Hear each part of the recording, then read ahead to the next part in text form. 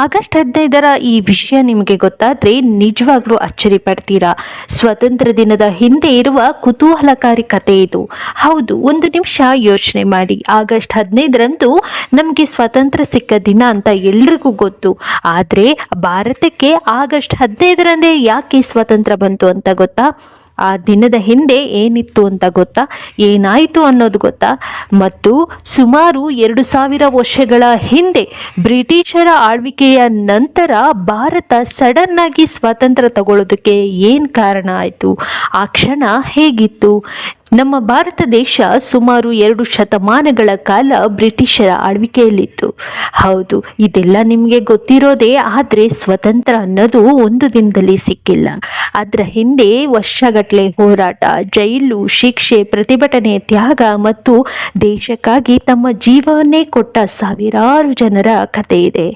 ಮಹಾತ್ಮ ಗಾಂಧೀಜಿಯವರ ಅಹಿಂಸಾ ಹೋರಾಟದಿಂದ ಹಿಡಿದು ಭಗತ್ ಸಿಂಗ್, ಸುಭಾಷ್ ಚಂದ್ರ ಬೋಸ್ ಮತ್ತು ಇನ್ನೂ ಅನೇಕ ಜನರ ಹೋರಾಟಗಾರರ ಹೋರಾಟದವರೆಗೆ ಭಾರತ ಸ್ವತಂತ್ರ ಹೋರಾಟ ದೊಡ್ಡ ಚಳವಳಿಯನ್ನ ಬೆಳೆಸಿತ್ತು. ಆದರೆ ಈಗ ಮುಖ್ಯ ಪ್ರಶ್ನೆ, ಆಗಸ್ಟ್ 15ರಂದೇ ಯಾಕೆ ಸ್ವಾತಂತ್ರ್ಯ ಸಿಕ್ತು? ಹೌದು, 1947ರಲ್ಲಿ ಬ್ರಿಟಿಷರ ಆಡಳಿತ ಭಾರತದಿಂದ ಅಂತ್ಯಗೊಳ್ಳುವ ಹಂತಕ್ಕೆ ಬಂದಾಗ ಅಧಿಕಾರ ಹಸ್ತಾಂತರದಿಂದ ದಿನಾಂಕವನ್ನ ಆಗಸ್ಟ್ 15ರಂದು ನಿಗದಿಪಡಿಸಲಾಗಿತ್ತು. ಹೀಗೆ 1947ರ ಆಗಸ್ಟ್ 15ರಂದು ಭಾರತ ಸ್ವತಂತ್ರ ದೇಶವಾಯಿತು. ಅದು ನಮ್ಮ ಇತಿಹಾಸದ ಒಂದು ಮಹತ್ವದ ತಿರುವು. ಆದರೆ ಇಲ್ಲಿ ಇನ್ನೊಂದು ವಿಷಯ ಇದೆ. ಸ್ವತಂತ್ರ ಸಿಕ್ಕ ತಕ್ಷಣ ನಮ್ಮ ಎಲ್ಲಾ ಸಮಸ್ಯೆಗಳು ಮುಗಿದು ಹೋಗಲಿಲ್ಲ. ದೇಶವನ್ನು ಕಟ್ಟುವ ದೊಡ್ಡ ಜವಾಬ್ದಾರಿ ಆಗಲೇ ಶುರುವಾಗಿದ್ದು.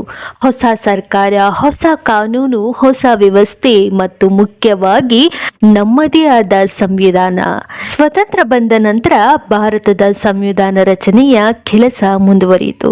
ಕೊನೆಗೆ 1950ರ ಜನವರಿ 26ರಂದು ಸಂವಿಧಾನ ಜಾರಿಗೆ ಬಂತು. ಅದಕ್ಕಾಗಿಯೇ ಆಗಸ್ಟ್ 15ರಂದು ಜನವರಿ 26 ಎರಡು ಬೇರೆ ಬೇರೆ ಮಹತ್ವವನ್ನು ಹೊಂದಿದೆ. ಆಗಸ್ಟ್ 15 ನಮಗೆ ಸ್ವಾತಂತ್ರ್ಯ ಸಿಕ್ಕ ದಿನ, ಜನವರಿ 26 ನಮ್ಮ ಸಂವಿಧಾನದ ಜಾರಿಗೆ ಬಂದ ದಿನ. ಆದರೆ ಈಗ ಕೊನೆಯಲ್ಲಿ ಹೇಳ್ತೀನಿ ಅಂತ ಹೇಳಿದ್ದೆ ಅಲ್ವಾ? ಇಂಟ್ರೆಸ್ಟಿಂಗ್ ವಿಷಯ ಏನು ಗೊತ್ತಾ? 1947ರ ಆಗಸ್ಟ್ 15ರಂದು ಭಾರತ ಸ್ವತಂತ್ರವಾಗಿದ್ದು ಕೇವಲ ಒಂದು ರಾಜಕೀಯ ಬದಲಾವಣೆ ಆಗಿರಲಿಲ್ಲ. ಅದು ಸಾಮಾನ್ಯವಾಗಿ ಭಾರತೀಯರಿಗೂ ತಮ್ಮ ದೇಶದ ಭವಿಷ್ಯವನ್ನ ತಾವೇ ರೂಪಿಸಿಕೊಳ್ಳುವ ಹೊಸ ಅಧ್ಯಾಯದ ಆರಂಭವಾಗಿತ್ತು. ಇವತ್ತು ನಾವು ಸ್ವತಂತ್ರವಾಗಿ ಬದುಕ್ತಾ ಇದ್ದೀವಿ. ನಮ್ಮ ಮಾತುಗಳನ್ನು ಇನ್ನೊಬ್ಬರಿಗೆ ಹೇಳಬಹುದು. ನಮ್ಮ ಅಭಿಪ್ರಾಯವನ್ನು, ಪ್ರತಿನಿಧಿಯನ್ನು ನಾವು ಆಯ್ಕೆ ಮಾಡ್ಕೋಬಹುದು. ನಮ್ಮ ದೇಶದ ಬಗ್ಗೆ ಹೆಮ್ಮೆಯಿಂದ ಮಾತನಾಡಬಹುದು. ಇವೆಲ್ಲವೂ ನಮಗೆ ಸುಲಭವಾಗಿ ಸಿಕ್ಕಿದ್ದಲ್ಲ. ಅದರ ಹಿಂದೆ ಅನೇಕ ಜನರ ತ್ಯಾಗ ಇದೆ. ಹೀಗಾಗಿ ಆಗಸ್ಟ್ 15ರಂದು ಧ್ವಜ ಹಾರಿಸುವಾಗ ಒಮ್ಮೆ ಆ ಧ್ವಜದ ಹಿಂದೆ ಇರುವ ಇತಿಹಾಸವನ್ನ ನೆನಪಿಸ್ಕೊಳ್ಬೇಕಾಗತ್ತೆ. ನಮ್ಮ ಸ್ವತಂತ್ರ ಹೋರಾಟಗಾರರಿಗೆ ಗೌರವ ಸಲ್ಲಿಸೋಣ ಮತ್ತು ನಮ್ಮ ದೇಶವನ್ನು ಇನ್ನು ಉತ್ತಮವಾಗಿರಿಸುವ ಜವಾಬ್ದಾರಿ ನಮ್ಮದು ಅನ್ನೋದು ನಾವು ಮರಿಬಾರ್ದು. ಈ ಸ್ವತಂತ್ರ ದಿನಾಚರಣೆಯಂದು ನಾವು ಹೆಮ್ಮೆಯಿಂದ ಹೇಳಬೇಕು, ಜೈ ಹಿಂದ್. ಈ ವಿಡಿಯೋ ಇಷ್ಟ ಆದರೆ ಲೈಕ್ ಮಾಡಿ, ಸಬ್ಸ್ಕ್ರೈಬ್ ಮಾಡಿ ಮತ್ತು ಮರಿದೇನೆ ನಿಮ್ಮ ಸ್ನೇಹಿತರಿಗೆ ಕೂಡ ಶೇರ್ ಮಾಡಿ.